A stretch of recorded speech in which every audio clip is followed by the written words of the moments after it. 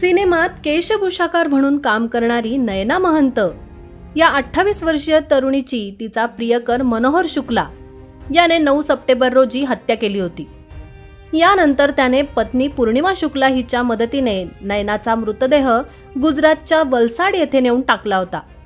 नयना महंत या तरुणीच्या हत्या प्रकरणात नायगाव पोलिसांनी वसई सत्र न्यायालयात 622 पानांचं दोषारोप पत्र दाखल केलं आहे। तिचा प्रियकर मनोहर शुक्ला आणि त्याची पत्नी पूर्णिमा या प्रकरणातील आरोपी आहेत। या दोषारोप पत्रात 25 जणांचे जबाब असून मृतदेहाजवळील मोहरीचे रोप आणि ज्या बादलीत तिला बुडवलं ते पाणी महत्त्वाचे पुरावे आहेत। या प्रकरणी नायगाव पोलिसांनी शुक्ला दाम्पत्याला अटक केली होती। नयनाचा मृतदेह बॅगमध्ये भरून शुक्ला दाम्पत्याने स्कूटरवरून वलसाडला नेला होता।